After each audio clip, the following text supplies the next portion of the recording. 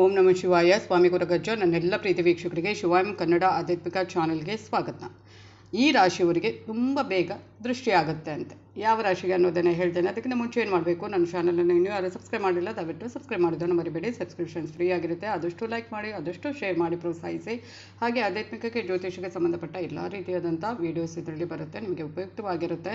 ಹಾಗೆಯೇ ಏನೇ ನಿಮ್ಮ ವೈಯಕ್ತಿಕ ಸಮಸ್ಯೆ ಅದು ಮುಕ್ತವಾಗಿ ಕಮೆಂಟ್ ಬಾಕ್ಸಲ್ಲಿ ಕಮೆಂಟ್ ಹಾಕಿ. ರಾಶಿ ನಕ್ಷತ್ರದ ಜೊತೆಗೆ ಒಂದು ವೇಳೆ ರಾಶಿ ನಕ್ಷತ್ರ ಗೊತ್ತಿಲ್ಲ ಅಂದರೆ ಪರವಾಗಿಲ್ಲ, ಡೇಟ್ ಆಫ್ ಬರ್ತ್ ನಮೂದಿಸಿ. ಖಂಡಿತವಾಗ್ಲೂ ನಾನು ರಾಶಿ ನಕ್ಷತ್ರವನ್ನು ಗುರುತಿಸಿ ಅದಕ್ಕೆ ತಕ್ಕ ಸೂಕ್ತ ಸುಲಭ ಪರಿಹಾರವನ್ನು ಸೂಚಿಸ್ತೇನೆ. ಸ್ವಲ್ಪ ಸಮಯದ ಅಭಾವ ಇರೋದ್ರಿಂದ ಉತ್ತರ ಕೊಡುವಾಗ ಸ್ವಲ್ಪ ಸಮಯ ಆಚೆ ಈಚೆ ಆಗಬಹುದು. ಖಂಡಿತವಾಗ್ಲೂ ನೀವು ಪ್ರಶ್ನೆ ಹಾಕಿದ ನಂತರ ಚೆಕ್ ಮಾಡ್ತಾ ಇರಿ. ಖಂಡಿತವಾಗ್ಲೂ ನಾನು ಉತ್ತರ ಕೊಡ್ತೇನೆ. ಒಂದೆರಡು ದಿನದಲ್ಲಿ ಬಂದೇ ಬರುತ್ತೆ.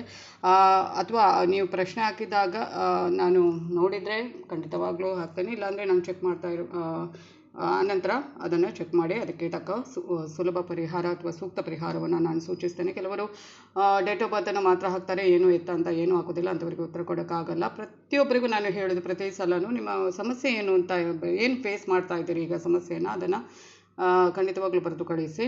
ಹಾಗೆಯೇ ಸಬ್ಸ್ಕ್ರೈಬ್ ಅಂತ ಒತ್ತುವಾಗ ಸಡನ್ ಬೆಲ್ ಐಕಾನ್ ಇರುತ್ತೆ, ಅದನ್ನು ಪ್ರೆಸ್ ಮಾಡಿ. ಆಲ್ ಅಂತ ಬರುತ್ತೆ, ಅದನ್ನು ಪ್ರೆಸ್ ಮಾಡೋದನ್ನು ಮರಿಬೇಡಿ. ನಾನು ನಿಮ್ಮ ಜೊತೆ ಯಾವತ್ತೂ ಇರ್ತೇನೆ. ನಾನು ನಂಬಿರುವ ಶಿವದೇವರ ಕುರುಗಜ್ಜ ದೈವದ ಆಶೀರ್ವಾದನು ನನ್ನೆಲ್ಲ ಪ್ರೀತಿ ವೀಕ್ಷಕರ ಮೇಲೆ ಸದಾ ಇರುತ್ತೆ ಅಂತ ಹೇಳ್ತಾ, ಹೆಚ್ಚಿನ ಜನರು ಕೆಟ್ಟ ದೃಷ್ಟಿಯಿಂದ ತೊಂದರೆಗೊಳಗಾಗುವಂಥದ್ದು. ಆದರೆ ಕೆಲವು ರಾಶಿಗೆ ಸೇರಿದ ಜನರು ಈ ದೋಷದಿಂದ ಜೀವನದ ಪ್ರತಿಯೊಂದು ಹಂತದಲ್ಲೂ ಸಾಕಷ್ಟು ಸಮಸ್ಯೆಗಳನ್ನು ಎದುರಿಸಬೇಕಾಗುತ್ತೆ. 12 ರಾಶಿಯವರಿಗೂ ಕೂಡ ದೃಷ್ಟಿ ಅಂತ ಬೀಳುವಂಥದ್ದೇ. ಆದರೆ ಈ ಒಂದು ಕೆಲವು ರಾಶಿಗೆ ಜಾಸ್ತಿ ಬೀಳುತ್ತಂತೆ. ಪ್ರತಿಯೊಂದು ರಾಶಿಯವರಿಗೂ ದೃಷ್ಟಿ ಆಗುವಂಥದ್ದು ದೃಷ್ಟಿ ದೋಷ ರಾಶಿಗೆ ಅನುಗುಣವಾಗಿ ಬರುವುದಲ್ಲ. ಆದರೆ ಕೆಲವು ರಾಶಿಯವರಿಗೆ ಜಾಸ್ತಿ ದೃಷ್ಟಿ ಆಗುವಂಥದ್ದು. ಈ ರಾಶಿಗಳ ಗುಣ ಸ್ವಭಾವದಿಂದ ಇವರಿಗೆ ಹೆಚ್ಚು ದೃಷ್ಟಿ ಆಗಬಹುದು. ಅದು ಮೊದಲನೇದಾಗಿ ವೃಷಭ ರಾಶಿ. ಸಾಮಾನ್ಯ ವೃಷಭ ರಾಶಿಗೆ ಸೇರಿದ ಹೆಚ್ಚಿನ ಜನರು, ಅಂದರೆ ಗಂಡ ಆಗಿರ್ಬೋದು, ಇನ್ನೂ ಆಗಿರಲಿ, ಬಹಳಷ್ಟು ಸುಂದರವಾಗಿರ್ತಾರೆ, ಕಪ್ಪಾದರೂ ಸುಂದರವಾಗಿರ್ತಾರೆ. ಆದ್ದರಿಂದ ಇವರು ಬಹಳ ಬೇಗನೆ ದೃಷ್ಟಿ ದೋಷವನ್ನು ಒಳಗಾಗುವಂಥದ್ದು. ಇದರಿಂದಾಗಿ ಇವರು ಆರೋಗ್ಯ ಸಮಸ್ಯೆ, ಒತ್ತಡ, ತಲೆನೋವು ಹೀಗೆ ಹೆಚ್ಚು ತೊಂದರೆಗಳನ್ನು ಎದುರಿಸಬೇಕಾಗುತ್ತೆ. ಅದರ ಬಗ್ಗೆ ಸ್ವಲ್ಪ ಜಾಗೃತರಾಗಿರಿ.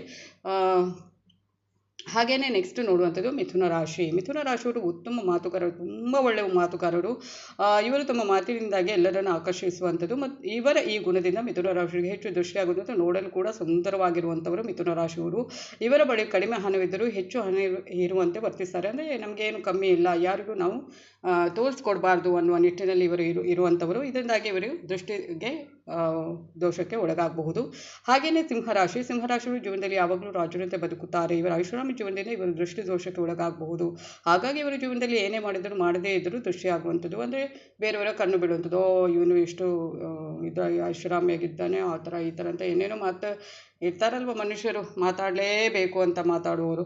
ಹಾಗೆಯೇ ಕನ್ಯಾ ರಾಶಿಯವರು. ಕನ್ಯಾ ರಾಶಿಯವರಿಗೆ ಕೂಡ ಹೆಚ್ಚು ದೃಷ್ಟಿದೋಷ ಆಗಲು ಕಾರಣ ಇವರ ಮಾತಿನ ಶೈಲಿ ಮತ್ತು ಬೇರೆಯವರನ್ನು ಇವರ ಒಂದು ಇದರಿಂದ ಎಲ್ಲರನ್ನ ಒಂದು ತಮ್ಮೆಡೆಗೆ ಅಂದರೆ ಆ ಮಾತಿನಿಂದ ಇವರು ಎಲ್ಲರನ್ನ ಸೆಳೆಯುವಂಥದ್ದು ಮತ್ತು ಇದರಿಂದಾಗಿ ದೃಷ್ಟಿದೋಷಕ್ಕೆ ಒಳಗಾಗುವಂಥದ್ದು. ಮತ್ತು ಇವರು ಮಿಥುನ ರಾಶಿಯವರಾಗೆ ನಮಗೇನು ಕಮ್ಮಿ ಇಲ್ಲ, ನಾವು ಯಾವುದಕ್ಕೂ ನಾವು ಒಳ್ಳೆಯ ರೀತಿಯಲ್ಲಿ ಇದ್ದೇವೆ, ಅಂದರೆ ಒಳ್ಳೆಯ ಹಣಕಾಸಿನ ಪರಿಸ್ಥಿತಿಯಲ್ಲಿ ಇದ್ದೇವೆ ಅಂತ ತೋರಿಸ್ಕೊಡೋದಕ್ಕೆ ಕೂಡ ದೃಷ್ಟಿ ಆಗುವಂಥದ್ದು.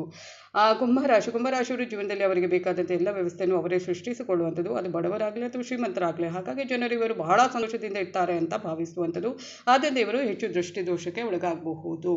ಅಂದರೆ ಇದು ತಪ್ಪಲ್ಲ, ಹಣ ಇಲ್ಲ ಅಂದರೂ ತೋರಿಸ್ಕೊಡೋದಾದರೆ ಯಾರಿಗೂ ನಾವು ತಲೆ ಬಾಗಬಾರ್ದು, ಯಾರು ನಮ್ಮನ್ನು ಒಂದು ಹೀಯಾಳಿಕೆ ಮಾಡಬಾರ್ದು ಅನ್ನುವ ದೃಷ್ಟಿಯಲ್ಲಿ ವರ್ತನೆ ಮಾಡುವಂಥದ್ದು. ಅದನ್ನು ಬಿಟ್ಟರೆ ಬೇರೆ ಏನೂ ಇಲ್ಲ. ಅದರಿಂದ ಬೇರೆಯವರು ಇವ್ರ ಹತ್ರ ತುಂಬ ಹಣ ಇದೆ, ಇವರು ತುಂಬ ದುಡ್ಡಿಂದ ಮೆರೀತಾ ಇದ್ದಾರೆ ಅಂತ ಎಲ್ಲರೂ ಆ ದೃಷ್ಟಿ ದೋಷ ಅಂದರೆ ಆ ಥರ ಮಾತಾಡಿದರೆ ಕೆಲವರಿಗೆ ಅದು ಏನಾಗುತ್ತೆ, ದೃಷ್ಟಿ ಬೀಳುವಂಥದ್ದು. ಇದು ಇವತ್ತಿನ ವಿಡಿಯೋ ಆಗಿರುತ್ತೆ. ಧನ್ಯವಾದಗಳು.